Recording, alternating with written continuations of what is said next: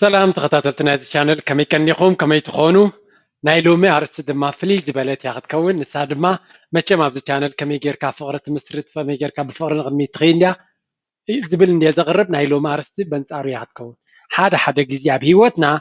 تزغاطمنا فقري قصالنت كهلو خيلي مو بزخونه منقدي كابانا كفلو يكمرص اليوم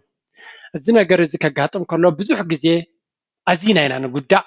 ኣዚና ተስፋ ንቆርፅ ሂወትና ዘኽተመ ኮይኑ ዝስማዓና ስለዚ ኣብዛ ናይ ሎሚ ትምህርቲ ከመይ ጌርና ነዚ ከምዚ ሓያል ብድሆ ኣብ ሂወት ድማ ናይ ግድን ዘጋጥም ዳርጋ ዝበዝሐ ሰብ ኣብ ሂወቱ ሓደ ግዜ ወይ ክልተ ግዜ ብፍቅሪ ክብደልሲ ከም ንቡር ጌርካ ይዝውሰድ ኣብዚ ግዜ እዚ ስለዚ ከመይ ጌርና ነዚ ሕማቅ ግዜ ነዚ ሕማቅ ኣጋጣሚ ክምክቶ ንኽእል ገለ ካብቲ ብዙሕ ዝሕተቶ ሕቶ እንተሎ ብዙሕ ግዜ ሰባት ከምዚ ሃንደበት ካብኦም ክፍለዩ ብምውሳኖም ኣዝዩ ሕማቅ ከም ዝተሰምዖም ካብኡ ክወፁ እውን ከም ዝሽገሩ ስለዚ ናይ ሎሚ ትምህርቲ ከመይ ጌርና ነዚ ከምዚ ዓይነት ክስተት ክንገጥሞ ንኽእል ተርኢ ትምህርቲ እያ ክትከውን እሞ ክሳብ መወዳእታ ትከታተልዋ ይምሕፀነኩም let's go እምበር ኣብዛ ቪድዮ እዚኣ ዝተፈላለዩ ዓይነት ምፍልላያት ኣብ ፍቅሪ ዝተፈላለዩ ምክንያት ዝመፁ ከመይ ጌርካ ክትገጥሞም ትኽእል ኢና ክንርኢ different types of breakups and how to deal with them ስለዚ ሰባት ብዝተፈላለየ መንገዲ ካባና ክእለዩ ክመርፁ ክእሉ እዮም it's okay ከጋጥም ዝኽእል እዩ ከመይ ጌርና ነቲ ከምዚ ዓይነት ኣጋጣሚ ክንብድሆ ንኽእል ዘርኢ ኢና ክንርኢ ማለት እዩ እቲ ቀዳማይ ዓይነት ምፍልላይ cheating or abuse ሓደ ሰብ ኣብ ልዕለና ዝሙ ወይ ዝጠልም ዝነበረ ወይ ከምኡ ድማ ዝውፅዓናን ዝብድለናን ዝነበረ ሰብ ካብ ሂወትና ክእሎ ከሎ ብኸመይ ክንሪኦ ኢና እንታይ የጋጥመና እንታይ ይስምዓና ብኸመይ ክንገጥሞ ኢና ክንርኢ ስለዚ ነፍሲ ወከፍ ኣጋጣሚ ብሰለስተ መንገዲ ክንሪኦ ኢና እጂ እቲ ኣጋጣሚ ወይ እቲ ክስተት እንታይ እዩ your partner hurted you by cheating on you or being dishonest or abused you እቲ መፃምድትኻ ወይ መፃምድትኺ ወይ ትጠልመካ ነይራ ወይ ትሕሱ ነይራ ወይ ትሕስወክ ነይሩ ይብድለኪ ይሃርመክ ክኸውን ይኽእል ካልእ ነገራት ወይ ኣብ ልዕሊኻ ምስ ካልእ ዘውር ነይሩ ክኸውን ይኽእል ወይ ትዘውር ነይራ ክትከውን ትኽእል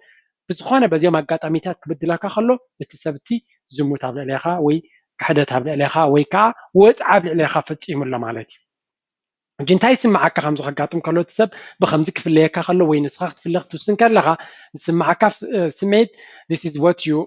እንታይ ይመስለካ ሕጂ ኩሉ ግዜ ሰባት ከምዚ ከጋጥሞ ከሎ እንታይ ይመስለና ብናትና ጉድለት ናትና ድኻምነት ናትና ፀገም ኣብ ከምዚ ክኸዱ ዝገድዶም ክመስለና ክእል እዩ ምስ ካልእ ጓል ክዘውር ከሎ ወይ ምስ ካልእ ክኸይድ ከሎ ወይ ምስ ካልእ ክትከይድ ከላ እንተረኺብናያ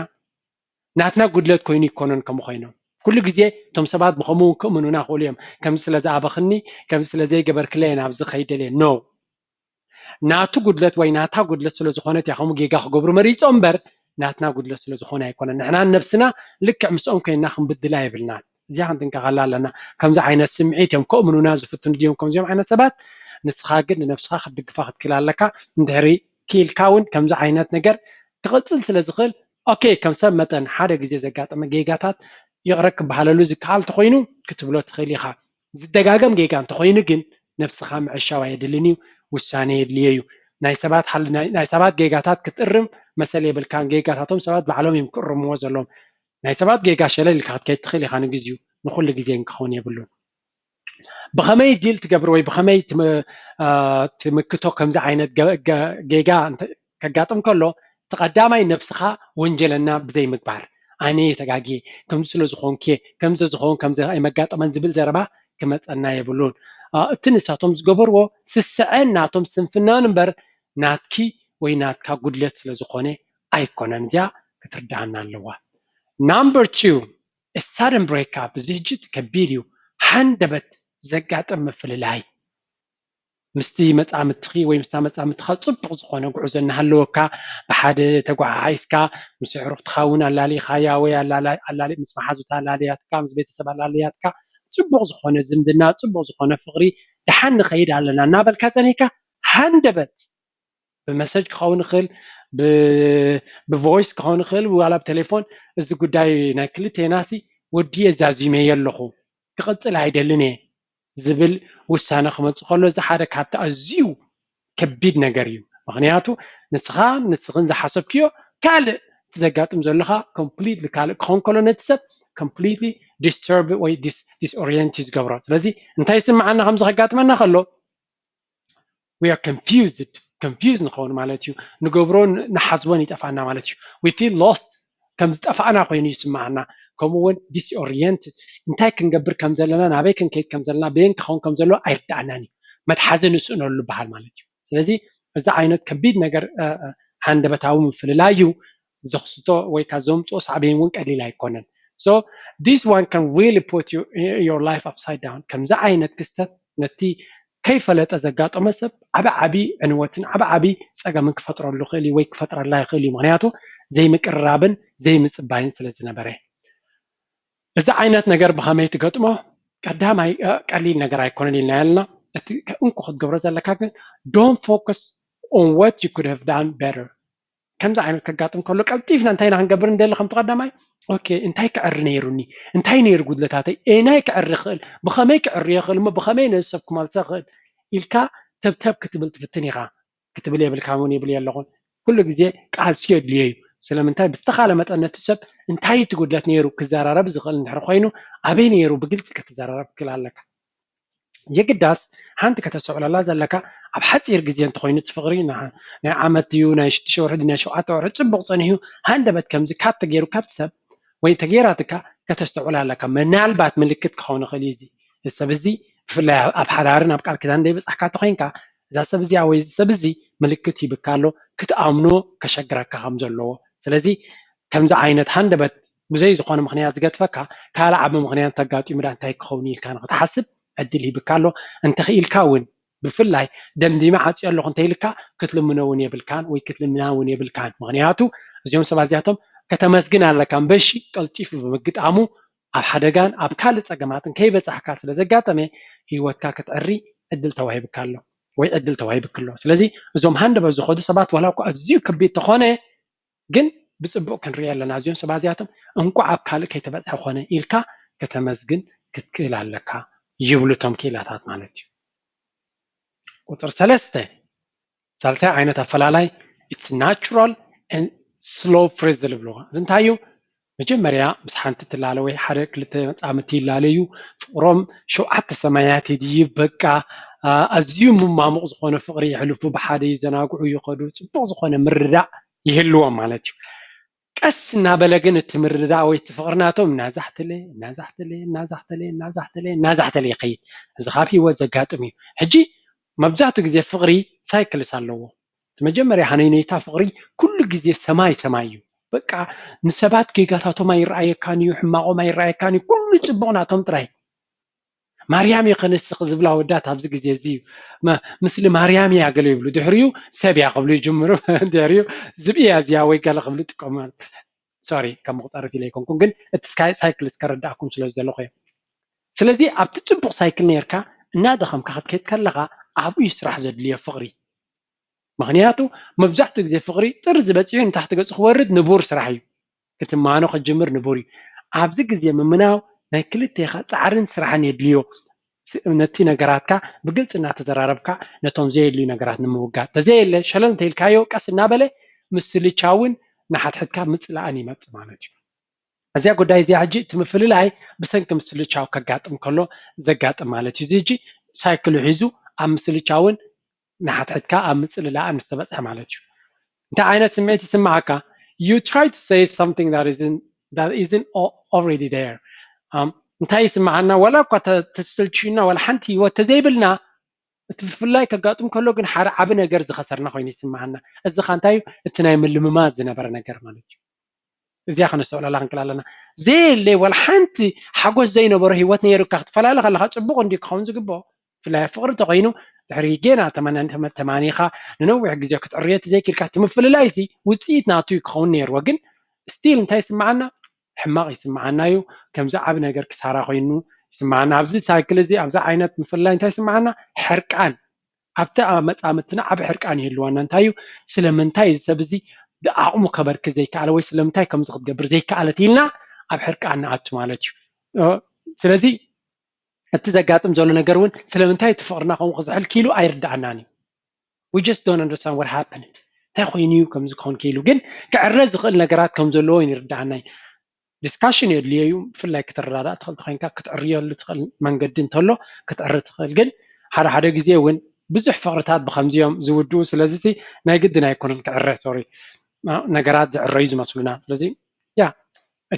it's a cycle ከምኡ ከጋጥም ንቡር እዩ ይብለና ኣሎ ምናልባት ንኻልእ ዕድል ምኽፋት እውን ክኸውን ይኽእል እዩ and how can we deal with this kind of issue ከመይ ጌርና ንከምዚ ዓይነት ፀገም ክምክቶ ንኽእል just accept it ምቕባሉ ጥራይ እዩ ሓደ ግዜ ነገራት ፍቅሪ ከምኡ እዩ መብዛሕትኡ ግዜ ብስል ዝበለ ወይ ኣብ ክሊ ዕድመ 30ታት ዘሎ ሰብ ኣብ ሂወቱ ከመይ ምዃኑ ርሂዎ ኣሎ ብዙሕ ግዜ ኣጋጢሞ ወይ ከምዚ ተፈቂርካ ፀኒሕካ ብዘይ ዝኾነ ይኹን ብፍላይ ኣብቲ ናይ ገገዛኻ ከለኻ እንተኮይኑ ከይተዘራረብካ እውን ትፈላለየሉ ግዜ ኣሎ ካብ ምሕር ምርሓሓቅ ተፈላለዩና ኣለና ምባል እውን ዘየድልየሉ ግዜ ኣሎ ስለዚ it's just part of life sometimes የግዳስ ንኣገዳሲ ሰብ ወይ ንኣገዳሲ ፍቅሪ ቃልሲ ስራሕ የድልዮ እዩ ኣብ ባዕሉ ጥራይ ክኸውን ምፅባይ ኣብ መወዳእታ ኣብ ምፍልላይ ከስብ ከም ዝኽእል ይሕብር ማለት እዩ number 4 ተራብዓይቲ ነጥቢ the ultimatum እዚኣ እንታይ እያ ሓደ ነገር ምስ ወድን ጓልን ብሓደ ኣለዉ ንበሎ ፅቡቅ ዝኾነ ፍቅሪ የስተማቕሩ ኣለዉ ፅቡቅ ዝኾነ ሂወት ኣለዎም ምርድዳእ ኣለዎም ኣብ መብዛሕትኡ ግዜ ሓንቲ ነጥቢ ግን ኣላ ዘይተረዳድኦም ሓንቲ ክልተ ክኾነ ከላ ዘይረዳድኦም ሓደ ካብኣቶም ምናልባት ከም ኣብነት ታጓል ግድን ክትምርዓወኒ ኣለካ መርዓስ ክንገብር ኣለና ዝብል ድሌት ክህልዋ ክእል እዩ ትወዲ ግን እንታይ ኣድልየ ዝብል ርዲእካ ክህልዎ ክእል እዩ ወይ ድማ ውላድ ክኸውን ይኽእል ወይ ካልእ ነጥቢ ክኸውን ይኽእል ማለት እዩ ስለዚ ወይ ከዓ ዝቕመጡሉ ዓዲ ንስኻ ምፃእ ንስኻ ምፅእ ክኸውን ይኽእል እዩ እዛ ነጥቢ እዚኣ ንገለ ግዜ ሓደ ካብኣቶም ኦኬ ክሳብ ወርሒ ክሳብ 6 ወርሒ ወይ ኣብ 8 ወርሒ እዚ ንብሎ ዘለኹ እንተዘይተገይሩ ወዲእና ኣለና ኢሉ ኣዋጅ ከውፅእ ክእል እዩ ኣልቲሜት ማለት ኣዋጅ ማለት እዩ ስለዚ ኣዋጅ ገይሩ ኣብዛ ዕለት እዚኣ እንድሕር ክሳብ ዛ ዕለት እዚኣ እዛ ኣነ ዝጠልቦ ዘለኹ ነገራት ክመሃላ ተዘይክኢሉ ሂወትና ተፈላልዩ ኣሎ ክበሃል ይኽእል ሕጂ እቲ ዝተርፍ ዘሎ ኣካል ማለት እዩ ወይ ከዓ ከምኡ ኢሉ እቲ ሰብ ክእለዮ ይኽእል ሰብ ውሳነ እንተዘይወሲዱ ክገድፎ ክእል ወይ ክትገድፎ ትኽእል እንታይ ይስማዓካ ሕጂ ኣብ ከምዚ ኩነታት እንታይ ከም ዝስማዓና ክንርኢ ኢና so you feel angry and insulted by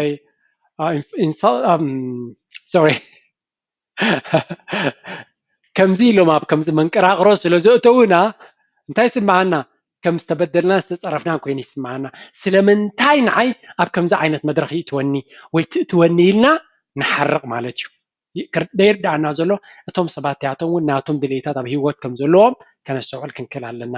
you feel trapped between your values or choices and losing your partner ክልተ ነገራት እየን ተመንቀራቕሮ እቲ ሓንቲ እቲ ስኻ ተኣምነሉን እቲ ስኻ ዝመረፅካ ሂወትን ካልኣይ ድማ ምርጫ ናይቲ መፃምድትኻን እዚኦም ክልቲኦም ይገራጨው ኣለዉ ሕጂ ነቲ ንስኻ ተኣምነሉ ምርጫኻ እንዲኻ ትመርፅ ዋላ ነቲ መፃምድትኻ ኢኻ ትመርፅ ሕቶ እያ እዚኣ ሕጂ ነቲ ናትካ ሂወት ተመሪፅካ ኣነ ይደልን እየ ኣብዚ ግዜ እዚ ክምርዖ ይደልን እየ ወይ ኣብዚ ግዜ እዚ ካብ ዘለኹ ቦታ ክፍለ ትምህርተይ ከቋርፅ ኣይደልን እየ እንተኢልካ ኦኬ እታ መፍትሒ እንታይ እያ ክትቅበላ ኣለካ ኣብ ሂወት ሰባት መፂኦም ክፍለዩ ንቡር ምዃኑ ክርዳእና ክኽእል ኣለዎ ሰባት ፍቅሪ ኩሉ ግዜ ኣይኮነን መደምደምታ ዝረክብ ቅድሚ ቃል ኪዳንሲ ኦኬ ቁሩብ ምስቲ ሞራልካ ይገራጮ እንዲ እዚ ቅድሚ ቃል ኪዳን ሰብ ምስ ካልእ ክኸይድ የብሉ እንዲ ዝበሃል ግን ኦኬ ኩልና ቅዱሳን ከም ዘይኮንና ፅቡቅ ጌርና ኢና ንፈልጣ ነፍስና ስለዚ ኣብቲ ንነብረሉ ዘለና ሂወት ፍቅሪ ዝበሃል ኣሎ ኣብቲ ፍቅሪ ድማ እንተተኻኢሉ ንቅድሚት ከይዱ ኣብ ሓዳርን ቁም ነገርን ክበፅሕ እንድዩ እንተዘይኮይኑ ግን ኣብቲ ዘየጋጥመሉ እቲ ነገራት ክትሰማማዕ እንተዘይክኢልካ ብእዋኑ መመንገድኻ መሓዝ ሕማቕ ነገር ኣይኮነን እዚ ፅቡቅ ነገር እዩ ስለዚ ታጓል ዘድልያ ነገር ክሊርሊ ክትነግር ትኽእል ኣለዋ ትወዲ ዘድልዮ ነገር ብንፁር ይነግር ስለዚ ካብ መጀመርያ ተረዳዲእካ ግዜ ከይበላዕካ ኣብቲ ዘድልየካ ክትከይድ ትኽእል እዚ ክብል ከለኹ ግን ንኣብነት ፍቅሪ ግዜ የድልዮ እዩ ፍቅሪ ሰባት ንክፋለጡ ግዜ የድልዮም እዩ ጥሪ ኢልካ ኣይከውን እዩ ምክንያቱ ጥሪ ኢሎም ዝተመርዓው እንታይ ከም ዘጋጥሞም ንሪኦም ኣለና ኣቦታትና ጥሪ ኢሎም ይመርዓው ነይሮም ግን for some reason it worked for them ንዖም ይሰርሓሎም ነይሩ ኣብ ኤርትራ ኣብዚ ደገ ግን ብፍላይ ኣብዚ ምዕቡል ዓለም ኣይሰርሕን እዩ ከምኡ ከይተፋለጥካ ከይተላለኻ ድሌታትካን ባህግታትካን ከይተሰርዐ ድሕሪ ኣብ ሓዳር ኣቲኻ ብሓፂር ግዜ ኣብ ካልእ ምፍለያት ክብፃሕ ይኽእል እዩ ነቲ ዝመረጥካዮ ምርጫ ከተኽብሮን ምስ ዝመፅእ ቃንዛ ድማ ክትፃወሮ ኣለካ ማለት እዩ እታ ቁፅሪ 5 ኻ እታ ዝበርትዐት እያ and this is your first love losing your first love እቲ ናይ መጀመርያ በኹሪ ፍቅርኻ ወይ በኹሪ ፍቅርኺ ክስእኒ ከለኺ ወይ ክስእን ከለኻ ዝስማዓካ ዓይነት ስምዒት ክንርኢ ኢና ስለዚ እዚ እንታይ እዩ بزيك على عالم اتزخبد مفللاي يزي معناته عم مجمريا فقر خقات ما كخلو موداتنا عالم بقى زيايا من زيايا خود زي هوتي مزيا تاغواد ما بزياده فكنسيو بزح غزي حدا فقر بو غير كم مودا زبل قبل بنا على تدليت تقدام يزرخبو ودي مسو فقر زغبرا مسو حدار غبرا كوميتي تليتات مزحات اجي and that's not always true انت مجمريا زرخب كات زبل تصب سو مالت هيكون يا تفلت لك لك كمزا اداغا خي كمجمريا زرخب كاغزي خط خيد الجزء تخيل اني خاجن قرب اداغا زورور تايل كاغن زبالته كتركب تخيل يخا لك كومد ما هيوت ወይ ከዓ መጀመርያ ዕዳጋ ዝኸደ ሰብሲ ብፅቡቕ ዋጋ ፅቡቕ ንብረት ረክብ ዶ ኣይረክብን ይጋገይ ሸቃጣይ ማእሲ ዝኸውን ሰብ ብዙሕ ግዜ ዕዳጋ ምስ ከደ ብዙሕ ነገር ምስ ረኣየ ብዙሕ ምስ ተማክረ ሸቃጣይ ኮይኑ ነገራት ይፈልጥ ስለዚ እቲ ናይ መጀመርያ ፍቅሪ ጌጋ ከጋጥሞ ይኽእል እዩ እቲ ከምኡ ኢሉ ምፍላይ ከጋጥም ከሎ ግን ኮምፕሊትሊ እቲ ሰብ ኣብ ጭቃ ዝኣቱ በቃ ሕምስምስ ዝብል ምክንያቱ ንመጀመርያ እዩ ምፍልላይ ዝርኢ ዘሎ እዚ ከዓ ከቢድ እዩ ክትለምዶ ግን ኣለካ እቲ ምፍልላይ ኣብ ሂወት بفقر كونه خل بمحزنة مفللا في وقت كم زلوا تفلت عليك سلزي كنت مهارلو خمسة لنا تقول عليك كل سبب زحلف من قدي انت يسمع عكاب كم زي مفللا كل جزي هوبلس تسفى مقرات زقات معك ما نسبق هيكون كون أخولا هيكون كون أنا أسلم تاي كم زقات من بخمي كم تسخل انت جبر خليلك بسجت تيجات معك مالتي زخا that's really natural كم حاجات معك كل جزي دما تزبلت عدل بهيوتك سأنك خويني يسمعك أبي وتي تزبلت السب تزبلت أفكارية خسيرة خاتبلجن دحر قرب جزية كم خمسة يكون كرداكيو كم خمسة يكونون كرداكاي معناته هيوت كل جزية بزع بالرجعات سلزلوا من رجعات سلزلوا بخمين مكتو there is no easy way قليل من قدي بخور اللي بخا مستسبرة تفوز ولا مدهنيت كنينا وحتى عبيلك يلن سوري كما عينت مدهنيت يلن إذا نجرزك عنزا كتلوم دو يزلك كتقبلوا لك كفالنا هيوت مخانوخا كردعك كخل علو ساعدك كنسو يقول علي بخمس البيت السيرة كل نجار تمرتين قلبلين فحفحتين yes it happens يقاتمي فحفحك عدتو خلي جن انت هيك نفلت علينا ازي كفالنا هيوت مخانو كتمهارلو خنزلك هادما كنقبلوا لنا مغنياتو بخمس تزي حليفنا ترقبنا يفقري ترقبنا يسوون يردعناني get a lesson and move on ስለዚህ ዛና ለው ምትምህርቲ እንታያ ሰባት ብዝተፈላለየ መንገዲ ክትቀልሙና ካብ ሂወትና ክለዩ ከለውን ብኸመይ ንሕና ተስፋ ከይቆረፅና ኣብ ታሕቲ ገርጨውጨው ካብ ምባል ነፍስና ሓፍ ኣቢልና ንቅድሚት ክንምርሽ ንፅቡቕ ዝበለፀ ነገር ከጋጥመና ክንትስፎን ክንከይድን ከም ዘለና እያ ከርፈቲነ እቶም ንመጀመርያ ኣብዚ ቻነል ጂድራር ትመፁ ዘለኹም ሽመይ ጆርጅ ይበሃል ኣብዚ ቻነል እዚ ኣተሓሳስባና ከነዕቢ ፍልጠትና ንኸነስፍሕ ኣብ ሂወት ዝተፈላለዩ መንገድታት ንኽንፈልጥ ሕማቕ ዘበሉ ነገራት ልምድታት ከነወግድ ፅቡቕ ድማ ክነሃንፅ ዝሕግዝ ብዙሕ ትሕዝቶ ኣለኒ እንተራእቲኹም ሪኢኹሞ ክትመሃሩሉን ክትዓብዩሉን ትኽእሉ እቶም ከም ወትሩ እናተምሃርኩም ተዓብዩ ዘለኹም ኣብዚ ቻነል ፅቡቕ ገበርኩም ቀፅልዎ ከም ወትሩ ንዓይ እውን ፊድባክ ሃቡኒ ከመይ ከም ዝረኸብኩማ ዛናኢሎም ቪድዮ ኣይሆፕ ንእሽተይ ክትሕግዘኩም ኣብ ከምዚ ዓይነት ሞሜንት ዘለዎ ሰባት ብርቱዕ ምፍልላይ ዘጋጥሞም ፕሊስ ስደድሎም ዝተባብዕ ቃላት ምፍልላይ ከመይ ምዃኑ ዝወሓደ ንፈልጦ ነገር እዩ ብዙሕ ግዜ ኻ ንጉዳኣሉን ኣብ ሂወትና ኣብ ዘይተደልየ መንገዲ ንኸደሉን እዩ እሞ ብዝተኻለ ናብቶም ዝግብኦም ወይ ዘድልዮም ክስደድዋ ምፍላጥካ ኩሉ ግዜ ፅቡቕ ስለ ዝኾነ ድሕሪ ምባል ናኢሎም ቪድዮ ኣብ ዝተወዲሃላ ኣብ ካልእ ስራሕ ኣብ ሓፂር ግዜ ክሳብ ንራኸብ ደሓን ቅድሚኡ ቻው